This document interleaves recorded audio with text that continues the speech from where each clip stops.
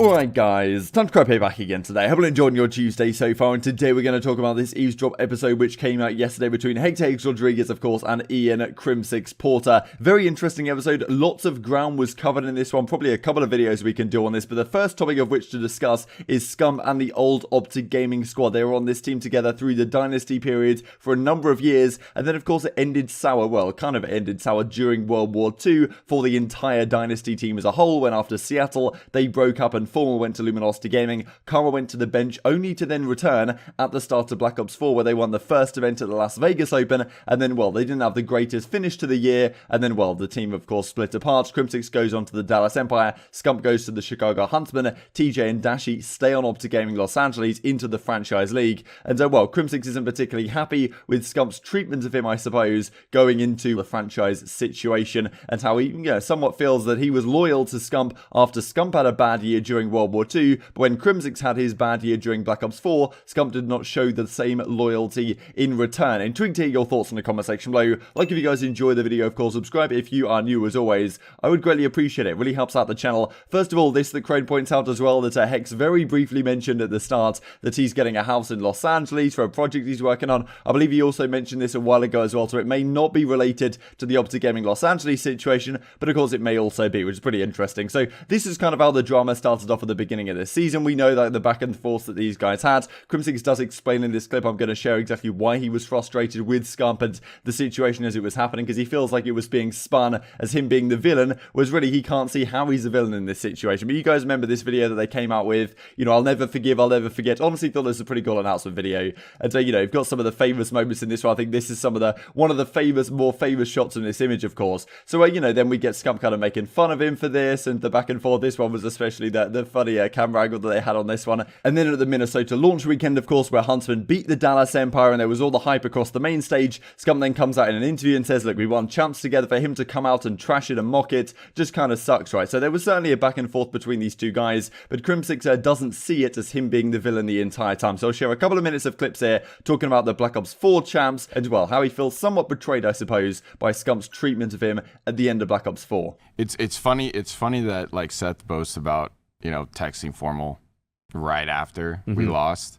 And it's funny that he, like, brags about it, because I was sitting there thinking, like, well, then why didn't you, like, let me know 2 months earlier? Yeah. Like, what the situation with Clay was completely different, but we literally, like, Stro was like, dude, we got to tell him today. We got to let him know now. You know what I mean? And I mean, at the end of the day, like, I still talk with Clay. Yeah. And we got some cool stuff getting lined up. But, it sucks. But the whole thing that it's weird to me, it's like, dude, you waited 2 months. Or I don't know if it was 2 months. Well, it was like a month. It was right off of, or right after champs. Is when, texted me. Or right after they got knocked out. Yeah, pretty much. After I tweeted the, you need me if you want to beat Thanos thing. So you guys remember that? Just go check. After I tweeted that, Seth instantly hit me up and said, I need you. He said, dude, Crim could not kill this guy. And I was like, yeah, don't worry. I'll take care of it. Tell Hector and we'll make it happen. That's pretty much what happened. He was like, Doug. Dude, Crim hasn't killed this guy in 7 events. Yeah. I'm trying to just like a phone call 100% or something like that from him, then, like, yeah, basically saying, yo, I don't really want to play with you. That to me, I would have been like, yo, that sucks. Yeah. But I would have got off the phone and I would have started, like, you know what I mean? Yeah. I would have started getting things going. Like, I was sick that day on Sunday. Yeah. And leading up to Sunday, I've played incredible. And I don't know what I ate. Like, I was feeling so bad that if we had a sub, I literally would have subbed myself out and I would have said, if you win, you take the prize money. Yeah, and I was like, literally, it was that bad. But no one wants to talk about that. No one, people just want to talk about KDs and stuff. Yeah. But, like, knowing me, like, that takes a lot to say.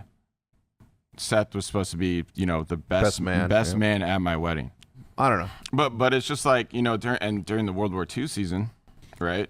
Like, he didn't, that was probably his worst season. I'm pretty sure you'd agree with that. Like Sam and Zinni, one of them, you know, like they both probably didn't deserve to be dropped. And at the end of the day, like I stuck up for Seth, and not only was he he wasn't undroppable. Well, he sort of was, but at the end of the day, like I had a whole bunch of offers too. Like, yeah, of course. Like I had a whole bunch of stuff, and I chose to stay. Like I chose the path of like loyalty, and I firmly believe like if you jump teams left and right, like that's terrible. Yeah, that's terrible. You lose a lot. You lose like almost like a characteristic trait of you. Yeah, of yourself. I stuck with Seth through his bad year, and then if you want to take Black Ops 4 as being my bad year, like, and then he didn't do the same for me. So in my eyes, I'm sitting here like, how am I the villain? You know, makes no sense. I really don't think there was a good guy or a villain the whole entire time. I mean, maybe like afterwards if you're gonna talk about like trash talk and stuff. Yeah. But like, do you think it began there? That's where it began when you started trash talking. I think I got pissed the fact that it was being spun. That's something else that it wasn't. Yeah, something else than like me being the bad guy in this situation. I'm just sitting there like thinking, how the fuck is that possible? How am I the bad guy in this? So one of the interesting discussions in that was how Crimsix was feeling at the Black Ops 4 World Championship. There's all this discussion about like Crim 0.6, right? Because on the Championship Sunday, he did not have a good day at all. And when they played up against 100 Thieves and they had Octane and Slasher, two of the best main ICRs in the entire game, Crimsix was in a difficult position. And he also said earlier in the podcast that whenever he told his team, like, look, I can't challenge these two guys on my own. Like, it's impossible for anyone to do that. I need someone else on the team to pull out an ICR. The typical response of the Optic Gaming squad, which at the time was Scump, Karma, TJ, and Dashy, was like, yeah, just shoot better, bro. Like, we don't need to pull out an AR, just hit your shots. And, well, he was kind of frustrated at that. And he played well this tournament, as he says. He had a 1.14 KD over the course of 31 maps. That includes the pretty disastrous Championship Sunday that he had on Optic Gaming. But he was discussing how he felt super ill. He never really felt like this before. I hadn't heard this story before either. You'd have thought this is something he'd have brought to light given the situation. And then that clip from Formal that I think I snuck in there about, Scump saying and texting him straight after they lost to 100 Thieves, just saying like, look, Crimsix can't shoot straight. He drops a 0.7 against these guys for like 7 events in a row. Like, what am I meant to do against that? And well, feeling kind of frustrated with the performance of Crimsix in that sense. However, what Crimsix then says is when you look back a little bit, this of course was their championship run at the Black Ops 4 World Championships, with they lost to a United, then they dropped down and lose to 100 Thieves in the losers bracket, and this was the series that really was being discussed by Scump in that message, I suppose, he sent to Formal. And Crimsix's discussion is, look, you shouldn't do this type of stuff to your teammates. If you want to not play with someone, just let them know when you know you don't want to play with them. Let them know, tell them up front, and let them figure out other team options, right? Because as he also says, after the World War II days, he had options on the table, but he decided to stick with Scump and stick it out because he feels like that Dynasty team of Formal and Karma shouldn't have broken up after all, and they should have just stuck it out a bad year for them and gone back into Black Ops 4 with a kind of a fresh mind.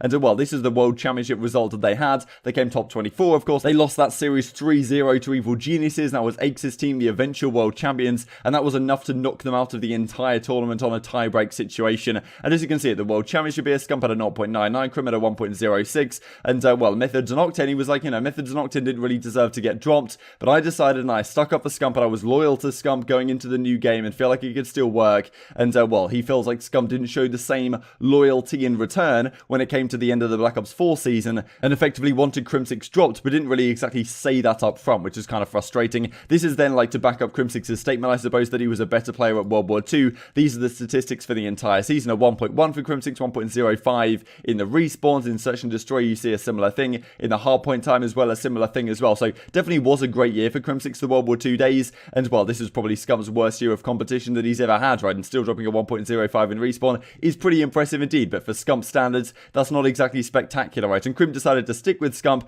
And then when Crimsix doesn't have the greatest year in Black Ops 4, Scump doesn't, I suppose, return the favour. And I can see why that frustrated Crimsix, and frustrated him even more the fact that he's now painted as a villain in this whole situation. Or as he said, he doesn't really feel like there should be a villain in this one. And this is just to look back at their careers, right? Look how long these guys teamed together. It feels like the loyalty the Crimsix showed to Scump after they won so many championships, of course, as you can see in Advanced Warfare when the Dynasty was just beginning. Through Black Ops 3 as well, they fall short of the World Championship here, but get the job done at the Infinite Warfare World Championships, of course, then keep teaming through Black Ops or through World War II, and well, then the team change was made after Seattle. As I said, Octane and Methods came in, a squad which frankly was never really going to work, but yeah, then going into Black Ops 4, they bring back Karma, they win the Las Vegas Open, and after that they have some solid results for sure, like top 3 to the vents and stuff, and never quite got over the line again. And well, it was at this point that Scump decided that he wanted to go a different direction into franchising, and maybe this team would have split up anyway, but I suppose Crimsix feels somewhat disrespected by the actions of Scump in this sense. And it is kind of interesting when you look back at the Gunless situation from earlier this year, right? As Gunless said, this clip has since been deleted, but he said at the time he didn't know he was benched until like right today on the 5th of May, and none of his teammates said a word to him, right? So nobody had told Gunless that he was going to get dropped off the team, that Bristini was coming back, and Gunless was like, look, someone be a man, like someone tell me that you don't want to team with me, at least then I can consider other options and know a reason why I've been dropped, and instead of keeping things all hush-hush and behind the scenes. And I imagine Crimsix says a similar thing, and it seems to be a recurring theme, to be honest. It must be said with Scump's teams that they don't necessarily inform the player that's going to get dropped, so that it is exactly going to happen, and some of the reasons behind it. So maybe that's something which all parties can work to look on improving. Just to finish out the video, I thought this was really cool as well. Hastro revealed kind of what the new, well, Dallas Empire office looks like. You can see some of the really cool stuff there on the background here. Well, you'll see it in a second, like Dallas Empire World Champion. So yeah, I thought this was pretty clean, but I hope you guys enjoyed the video. Thank you for making it this far. If you did enjoy it, I'd greatly appreciate a like on the video. It really helps out the YouTube algorithm know that you enjoyed this content. Other people like you may enjoy it as well. What are your thoughts on this? Do you think that Crimsix is right to not think he's in the wrong in this situation? Is Scump in the wrong after all? Is there anyone in the wrong? And did they have to go their separate ways at some point? And it may well have been when franchising kicked into effect. And well, you know, do you think that Crimsix should have brought these topics back to light, I suppose? Because not everyone likes it when old drama is rekindled. Thank you for watching, and I will see you next time.